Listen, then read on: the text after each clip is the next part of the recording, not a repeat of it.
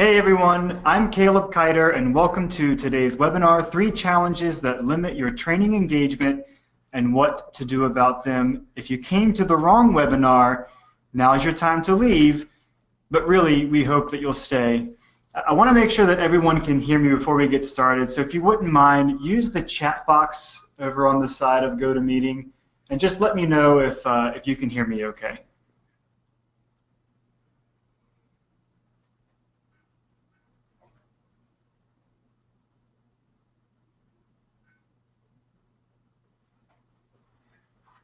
I'm not seeing anything come through. Are you guys coming?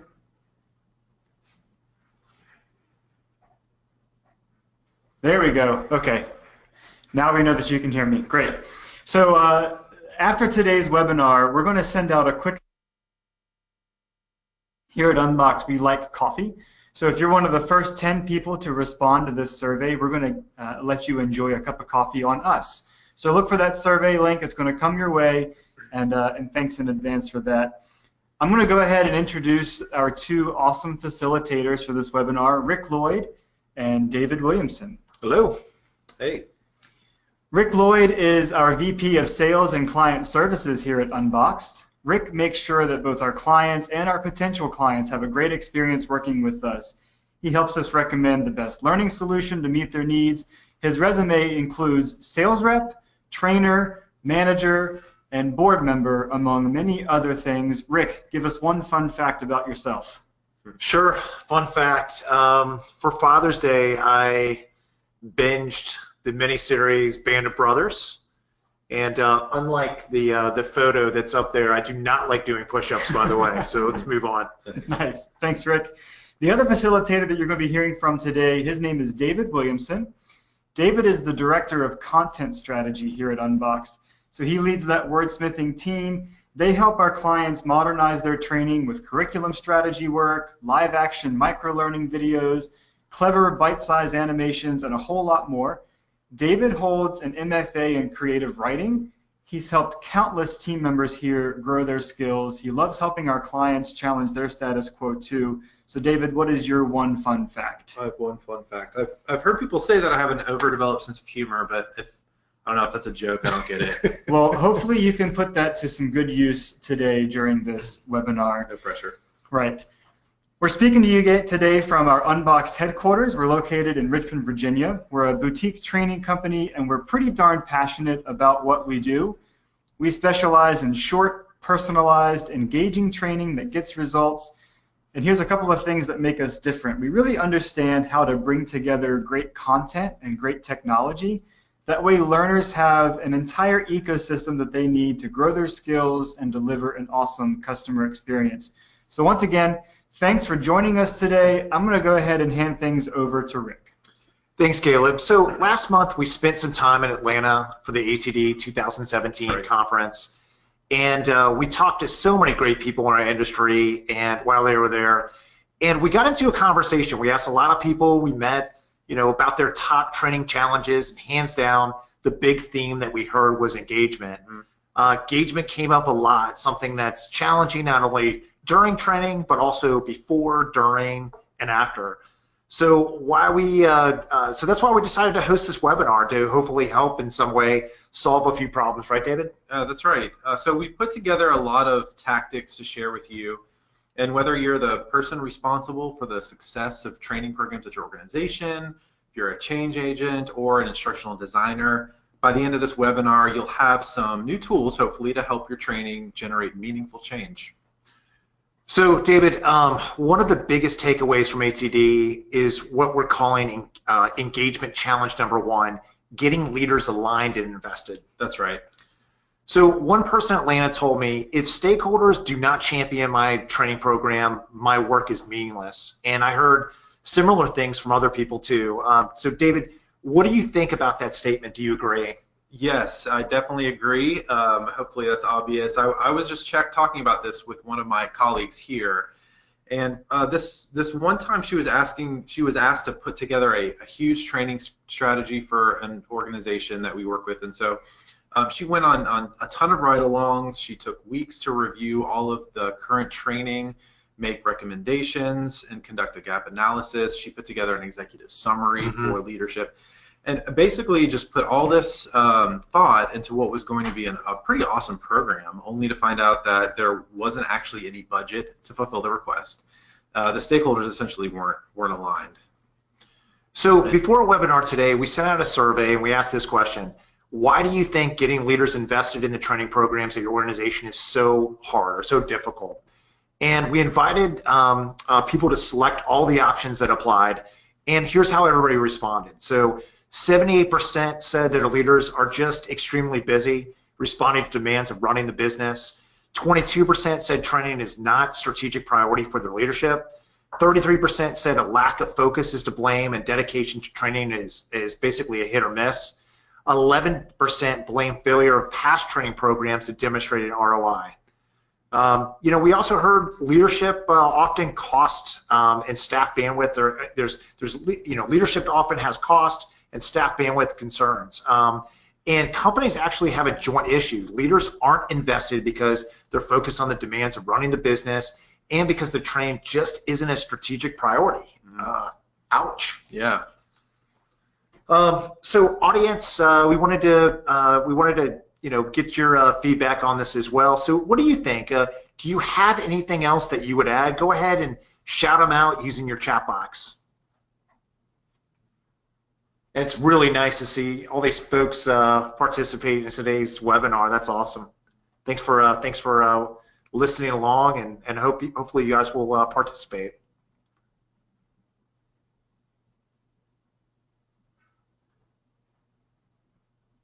I just realized there's an awful lot of silence here between you and I right now as people are responding. So let's go ahead and get to it. Okay. So so that's great. So one person is saying maybe leadership doesn't always understand everything that goes into making a training program great. You know, maybe the training they've taken in the past isn't effective. So as a result, they don't fully appreciate the kinds of results a truly amazing training program can drive. Right.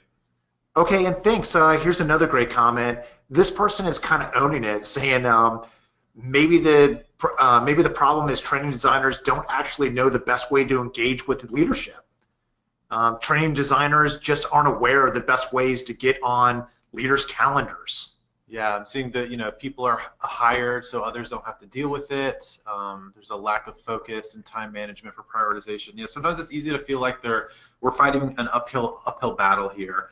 And yeah, we've definitely, you know, we've seen sometimes you have to work through these executive assistants to know kind of what to do and how to get meetings scheduled. Okay, so yeah. So we've established a lot of the reasons why getting leaders aligned and invested is challenging. David, let's talk about why leadership alignment and investment matters so much. Absolutely. So yeah, I think it's because at the end of the day, what we're really trying to accomplish with our training is a behavior change. That's how we feel about it at Unboxed. And whether you're talking about behavior change, or I should say whenever you're talking about behavior change, you're probably also talking about a culture change in your organization. And neither culture change or behavior change will happen because of one e-learning course or one learning guide. I wish it were that simple, but it's just not. So for training to stick, our courses need cultural support, and that's where engaged leadership is critical. Leaders are responsible for the vision of where your company's headed, the goals and the strategy to get there, and the accountability required to stay on course. I can't tell you how many times we've seen otherwise well-meaning L&D professionals roll out great training to the front lines before getting adequate support from top-tier leadership. And guess what happens? Frontline associates get great training, but there's no one above them to hold them accountable or to help them permeate those changes through the rest of the organization. So for behavior change to happen, leaders need a few things. They need a shared vision, goals, and strategy, a shared language. Sometimes they need their own training, and definitely tools to train their teams and hold them accountable. And since leaders are responsible for the vision, training is one of the things that actually helps them execute that vision. Okay, so let's share some actionable tips to get leadership engaged before, during, and after their training. Sounds good. So for starters, before you plan your training program, stop and consider your company's vision, current goals, and strategy to get you there. For some reason, your company's vision, for some reason, if your company's vision, goals, and strategy are not readily available, partner with the appropriate leadership to draw them out as they relate to your training. Explain you need this for success of your program to get a return on what your company has invested in the training. Yeah, I'm seeing some comments too. Leadership doesn't always articulate what they want clearly. That's why this is critical. If they can understand, hey, we need clear goals, it's going to add to that success. So. As you approach leadership, share what's in it for them. Things like better customer service, faster response times, reduced turnover, increased retention, etc. If your leadership understands that you genuinely care about your company's success, about putting its dollars to good use, for example, they'll be more likely to partner with you and be excited about what the training, what training that you have and what you're planning to accomplish. You also need to identify KPIs or key performance indicators. Your training program, of course, will influence. So remember, what gets measured gets done. So if you can tie your training to KPIs, your company leadership, actively measures, your training won't get traction. Yeah, that's totally right. So just as an illustration, let's say that 3 things are measured on every employee's performance review. You might have more, you might have less, but if an employee is smart, they'll be laser focused on those 3 things because that's how they're getting a bonus or promotion, kudos, however they're incentivized or compensated. So then let's imagine a wonderful and well-meaning training program manager named Chris launches hours of new coursework, but does a poor job establishing how the training actually relates to any of those 3 things being measured on everyone's performance review. I guarantee that people are just going to hit next or do as little as possible to get their training over with. Yeah, and managers have a role to play here too. They're responsible for making sure that the training gets done, but you don't want your managers to be compliance oriented, just checking off boxes. You want your managers to really be passionate about your team development. If you make a direct tie between your company's KPIs and your training program, you create a bridge that you create a bridge that allows them to provide a gap to get them on board and involved. Yeah, absolutely. Another really smart thing that you can do before you develop your training program is to plan to engage both your executive leadership and the managers across your company and the creation of what we like to call hype messaging. Hype messaging goes out before your training launches in the same way that, say, like a movie trailer goes out before the movie hits theaters. And that's actually my back in the picture there. I'm standing on set. We create these types of training. This was a particular video we were doing. And we've done these in a lot of different ways. I've helped clients create animated trailers, quick, casual, informative leadership message. We've done live action trailers, social forum announcements, contest announcements to hype their program. The results are great. People really are engaged in this type of hype messaging. It helps training feel less compliance driven, actually, and employees feel more like they're part of something big, part of something that's part of their culture. So when you involve leadership in the creation of hype messaging, you accomplish multiple things. First, you demonstrate the training is a priority that advances your company's success. If your if your content is exciting, then you end up generating buzz and genuine enthusiasm within the organization. And third, you've elevated the visibility of your program and gotten it on leadership's radar because you've involved them in the messaging. Yeah, that's right. Doing very creative, almost marketing type activities as part of your training programs, it catches people off guard in a good way. They pay attention. They pay more attention. And then from there, let's talk about some other ways that you can engage leadership during the training itself. So I know we said earlier that leaders need to own their training and they need tools to train their teams and hold them accountable. Making sure leadership has training content too seems kind of obvious, but as learning professionals, we're often stressed with bandwidth issues and resources. It's easy to leave leaders out of, out as, part of the audience because we're strapped for time and resources. training leadership is really another webinar in itself. But we can definitely share some ideas during this webinar based on programs that we've seen work really well. Yeah, that's right. And everything you said is absolutely true, especially about being kind of strapped for time. It can often feel like involving leadership is in addition to their normal day-to-day. So one thing that works really well when you're training leadership is to give them an abbreviated version or an overview of the full program. That way they understand what their employees are being trained on, and then they can more easily support it. It's best to put leaders through the abbreviated training or give them an overview first before the rest of the employees go through the training. The meeting before the meeting? Exactly, yeah. Another way to train leadership is to give them their own leadership-specific course. Sometimes this is appropriate and works very well.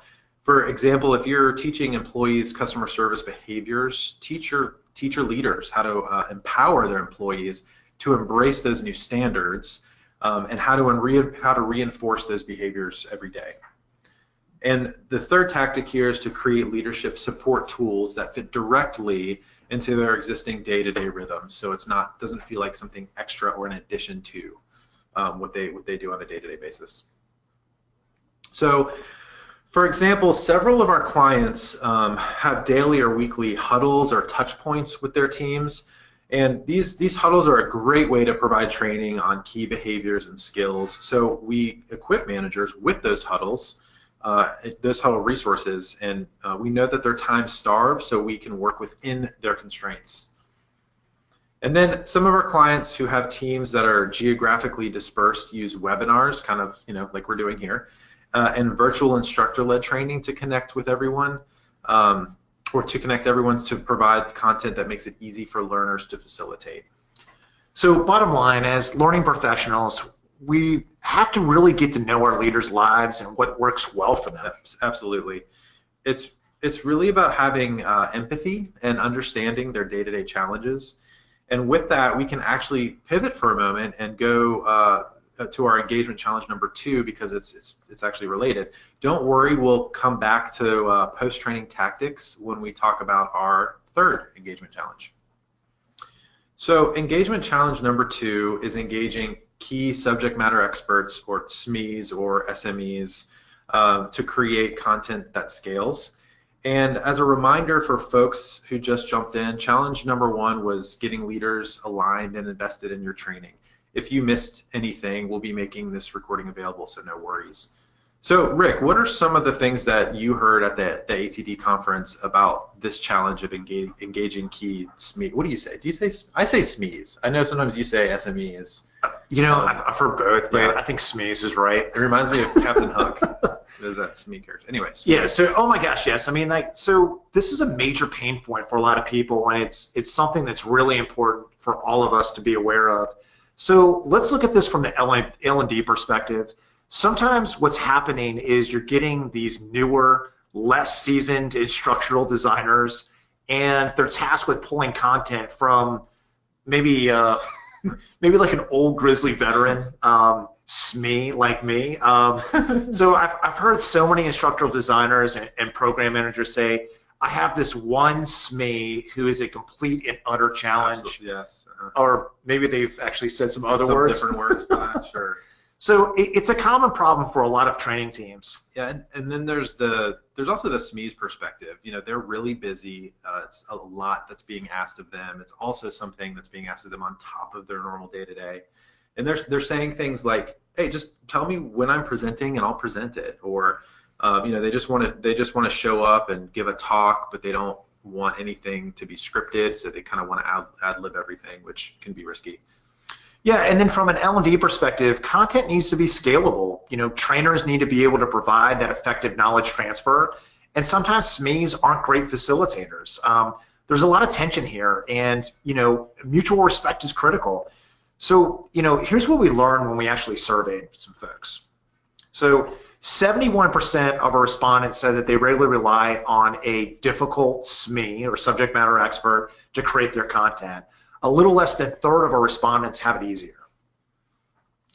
For the 71% who answered yes, here are the reasons that they thought a SME was difficult to work with. And this is what they responded to, of course. Sure. So 42% said their SME isn't extremely busy with other projects, or sorry, is extremely busy with other projects. 25% said the SME didn't see the value of the training. 33% said the SME just wanted to show up and present. 8% said that they didn't have a strong relationship with the SME. So back to the audience. Do you have anything else that you would add? Go ahead and shout them out using your chat box. And while you guys are doing that, last time there was this awkward silence. So David, I've kind of queued up, and maybe we'll get a little music going here. Yes, I think we can try that. Let's try. Yep. So the question again is, why are key SMEs often difficult to work with? Be nice, everyone. Be nice.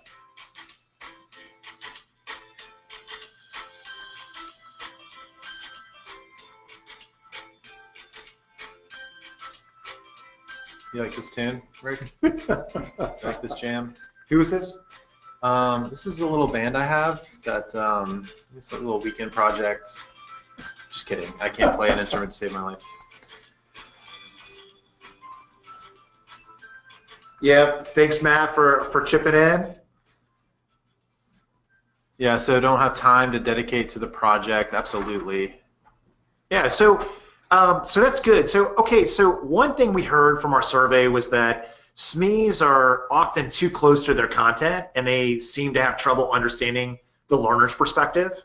Mm-hmm. And one person just wrote in and said that they can take a very different skill set. It takes a very different skill set to be a subject matter expert and to design great training. Yeah, I'm seeing some other responses come through. Some SMEs are hesitant to share their knowledge as a power play or lack of self-confidence. Yeah, it could be a lot of pressure to be a SME. What are the implications of that? Sometimes it's difficult to, consistency is big too. So sometimes it's hard to kind of foster some of that I think one of the responses was the relationship piece. So when SMEs are working with different people every quarter or so, who are these projects we're working with, who are these people we're working with? Some just don't know how to be a SME. I'm seeing that's something coming in. They're too deep into their expertise. It's hard. It's a whole other lens you have to put on it. You have to kind of get out of the weeds a little bit and be another trainer, so to speak, because you're trying to inform others of your expertise, and that's difficult to do. Mm-hmm. Yeah, we're hearing from one other person too. Sometimes it goes back to the idea of relationships, and SMEs get tired when it's a revolving door of instructional designing. So just like us, they want to build relationships and collaborate in a consistent way. Yeah. Okay, so David, clearly there's some pain here. Let's go ahead and offer everyone a few tips to overcome the challenge. Yeah, absolutely. So the main thing you want to do when you're trying to engage SMEs to create content that scales is to get creative with your meetings and workshops. So here are a few ideas. You can have stand-up meetings with critical SMEs, make them short, quick, and regularly scheduled. Communicate, this is what I'm trying to accomplish, can you help me get there? For some SMEs, a 3-hour meeting feels like a huge burden, but a series of to-the-point 15 or 30-minute meetings could be much more doable. For sure.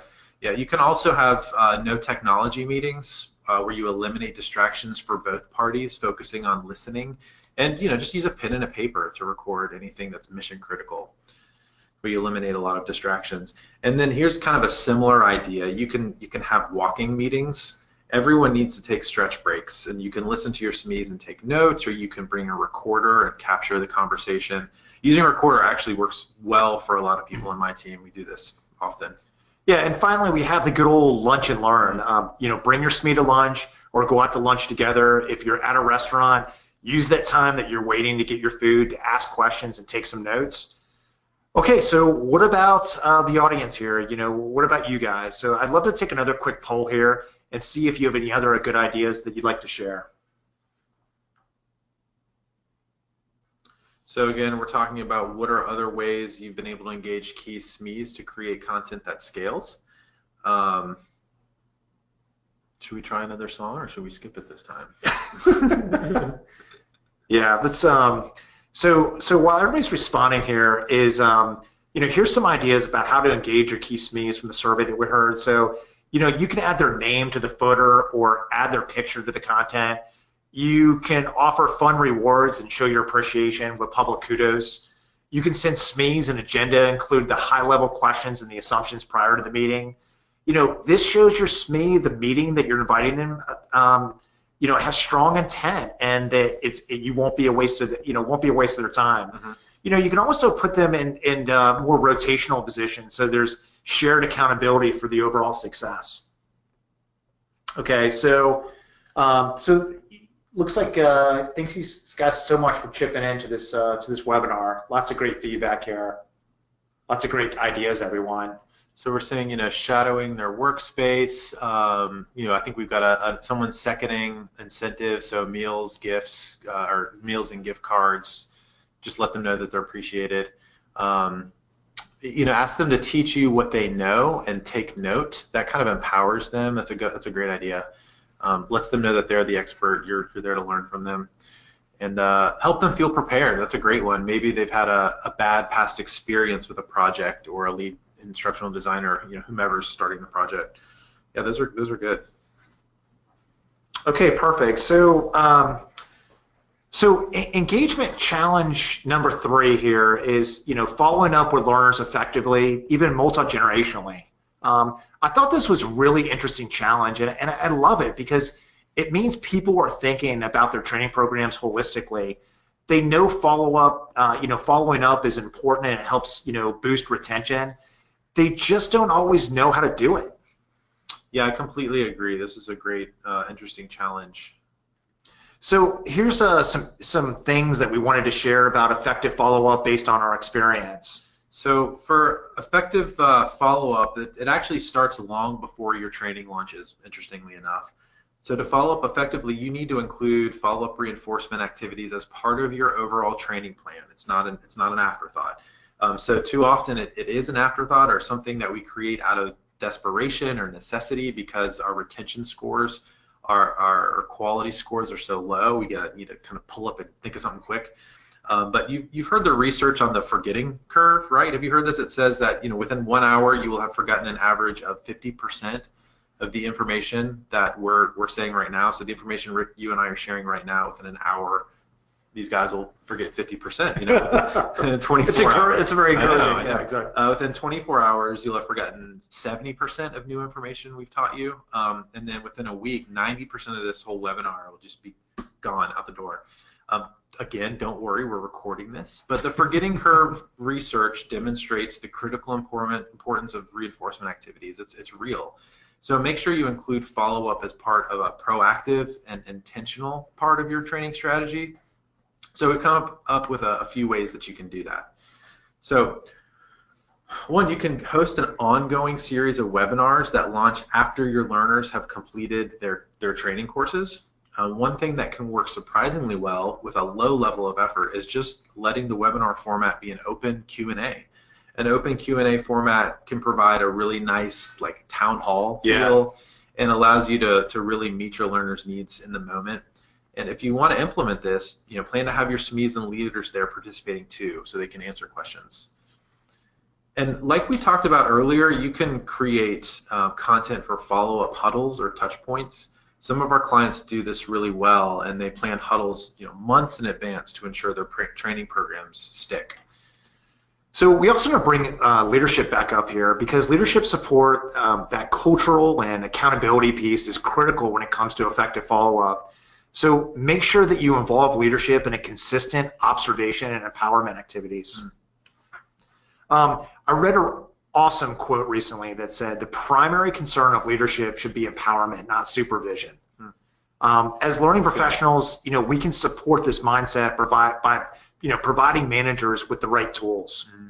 So recently I talked to one manager that uses this 10 to 4 on the floor rule. So the basic idea is that a training module is only one small piece of an overall learning program. What really matters is the practical application that happens on the floor. So learners understand that their training continues outside of the course in real life with the manager support. It's communicated that after a course, learners will continue to train with their managers. So this 10 to 4 on the floor is really a management principle that embraces training. Managers take an active role in post-training follow-up. They're out on the floor with their employees, making observations, giving feedback, answering questions, practicing different scenarios. You know, obviously we really need, we really like this mindset for continual learning, because you got to get, you know, right to the, you know, you have to have the right content to support this. I love this, and this is always key. You know, engaging your leaders as part of that training is often there's a change management piece to that, but it's really valuable. So what we often recommend is a combination of self-paced and micro-learning and manager tools. You want to give learners self-paced activities that they can complete on an ongoing basis to reinforce what they've learned in their coursework. And these can be, you know, short quizzes or videos.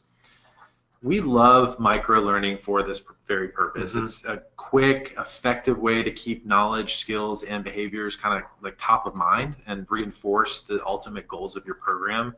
Micro-learning shared and encouraged on a regular basis can actually reverse the effects of that forgetting curve by continually helping your learner's brain make connections to the topics covered in the training. And managers and even your executives can benefit from micro-learning too, because it makes it easy for them to retain information despite their busy schedules. Yeah, exactly. In addition to self-paced micro-learning like quizzes and videos, there's some other management tools we would recommend as well. So something that you should think about, you know, managers need observation tools like things like job aids or interactive software.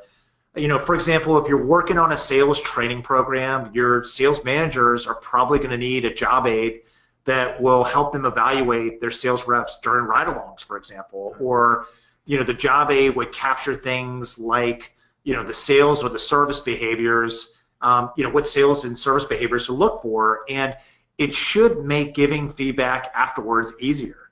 So, you know, here at Unboxed, we have a great framework that we use for things like this. And then many of our clients have used interactive software tools to observe customer service behaviors, you know, out on the sales floor. Right there, yeah. So using a digital format for observations makes the reporting much easier. There's less administration, and your managers have everything that they need in one place. So, you know, it also means managers are reviewing progress in a consistent way, you know, for all of their team members. And they can also make digital notes for individual reps. So basically, you have to take the behaviors that you've taught during training and really formalize them, making them part of your manager's regular practices from a reinforcement perspective. Yeah, exactly. So when you follow up consistently like this with observations and feedback, you're establishing kind of the right behaviors are part of your culture. You're making it easy as easy as possible for leaders to support and actually kind of spearhead and champion that change management piece. Awesome. So David, do you think we're ready for the bonus round here? Yeah, I think the lightning round, I think they're ready. Okay, so here it goes. You know, if you really know your training audience and you want to be super savvy, you can even plan different follow-up activities based on generational preferences. This is a fascinating topic, and I want to encourage everyone to do a little bit more research out of what we're covering here. But really, it's a matter of knowing your learners and meeting their needs. Here's some quick tips to kind of get you started. So we've learned that for millennials, trust and visibility are key. Millennials learn best and they're most engaged when you involve them in the process and ask for their actual buy-in. So say something like this, you know, hey, do you think that after this training, a good follow-up activity would be to facilitate 3 huddles where you practice difficult customer service scenarios? And then for your Generation Xers, you know, who prefer independent or self-paced learning, and they appreciate short media-driven delivery. So consider micro-learning videos where you're putting together, you know, any training, you know, or refresher content. Yeah, and which group are you, Rick? Just kidding. Exactly. Millennial for sure. No, totally. Totally. Tell by the so for the last group here, baby boomers are willing to share thoughtful opinions on the pace and effectiveness of your training. So, if you're planning a pilot, consider engaging those learners from this audience to give you feedback that you can use to reinforce your content for a bigger launch. Mm-hmm. So we want to hear from you too, and to see if you have any tips that you'd like to add. So everybody, what are some of the other ways that you can use a multi-generational approach in your follow-up? Go ahead and use your chat box to respond. And David, I kind of like the music a little bit better. I think I can hook you up. No problem. All right. Let's see if it works. It's nice. I really appreciate everybody's responses. This has made it really interactive and fun. No, we're not able to get to all of them. Sorry, it's a little short song. You looped it again?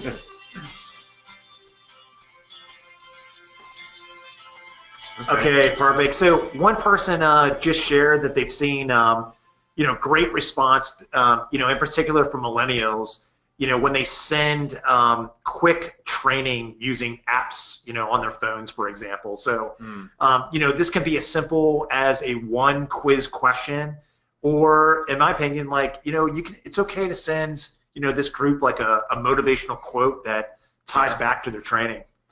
Yeah, I think one thing all generations have in common is they're busy, right? I mean, everyone's busy. So I love what people are doing with apps to follow up coursework because it really does help defeat the learning curve in a quick, sometimes even low fidelity, easy to execute way.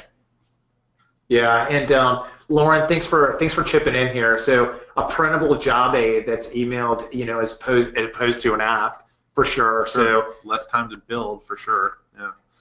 Yeah, and then so great. Thanks for sharing. So David, I'm looking at the time, and why don't we go ahead and recap what we've talked about, and then we can just take some general Q&A. Okay, sure. So engagement challenge number 1 was getting leaders aligned and invested.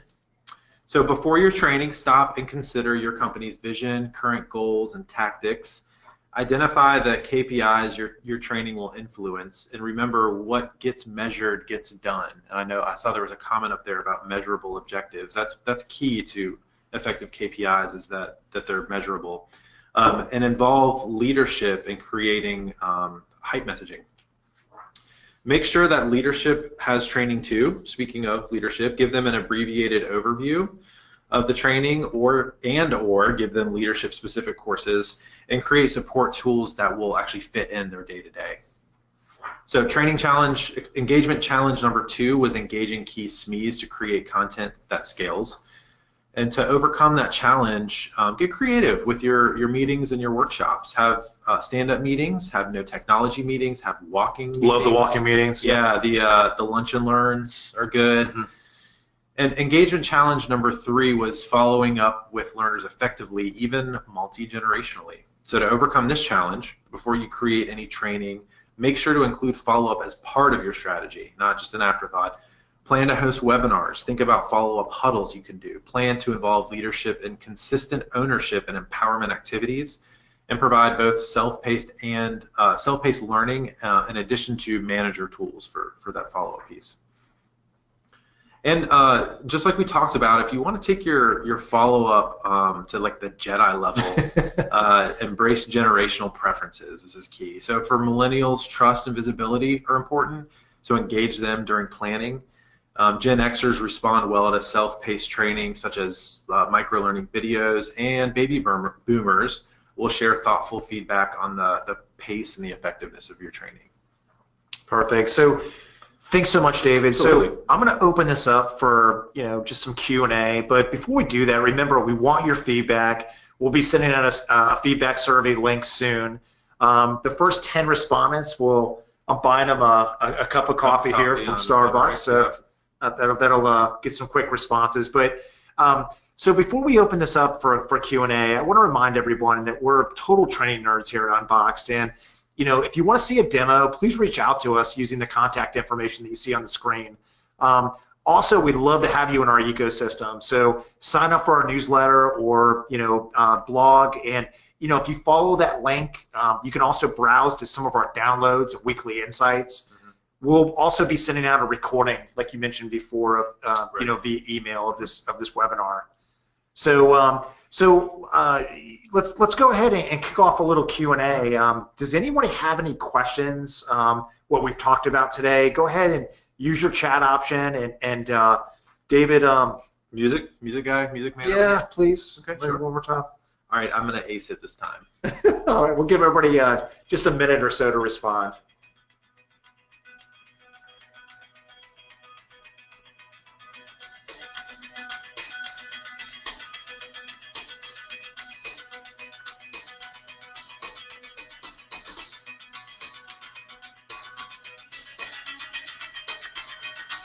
All right, I've got it. That's a good dance move there, Rick.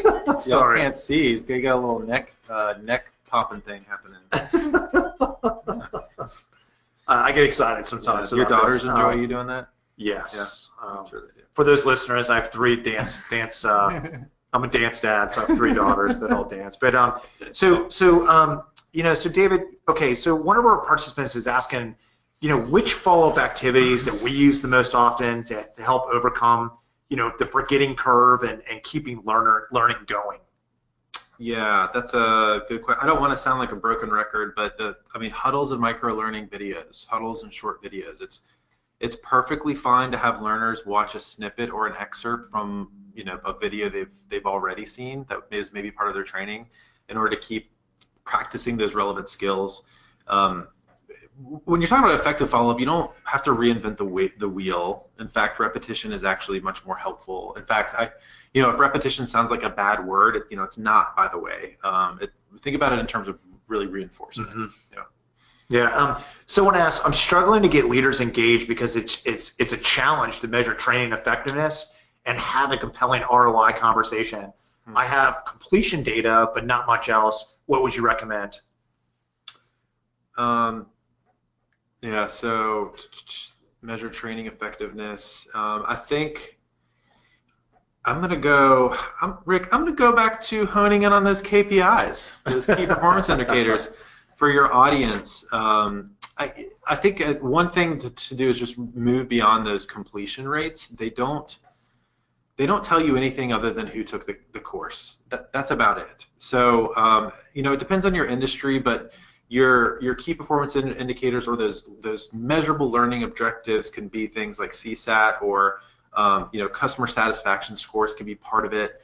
First call resolution, fostering an ability to cross-sell, churn reduction, these sorts of things. It's those things that really are indicating that business is good. So if you can make a connection between your training and overall performance improvement, that's going to give you a lot more. That's going to clue you into ROI than something like completion rates. Thanks, David. And here's another. I love this question. So the person says they really like the idea of having leadership involved in things like hype messaging, but the leadership at their company, hold on, let me translate this appropriately, is pretty conservative. No, they actually said lame. I won't call you out, but how do you create hype messaging that's more than just another talking head video? I don't know. I love the talking heads, so I don't know. I think that's fine. No kidding. Little David Byrne joke there. That's a good question.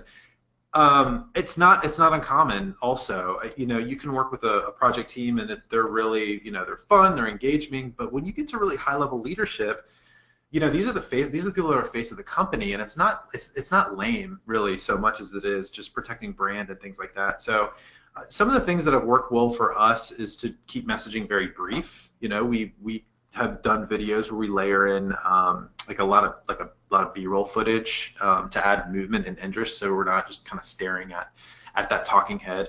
But you're right.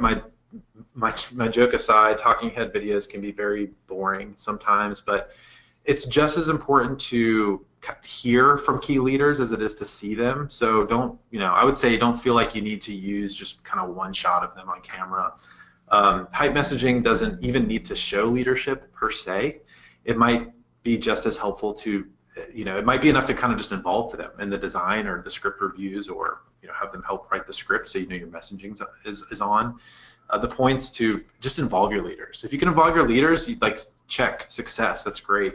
If they're willing to be on camera, encourage them that it's okay to, I don't know, kind of loosen the tie a little bit. Be human. Employees love seeing leadership talk, look, and behave like one of them. It doesn't come off as maybe stuffy or whatever the perception is. No, thanks so much, David. And okay, everyone. So those were some great questions. If you had a question, we might have forgotten it in this chat box. We'll be sure to follow up with those and reach out. But I just wanted to sincerely thank everyone for your participation this afternoon, and have a great day. Yeah, thanks everybody. I got another song for us. We'll close it out.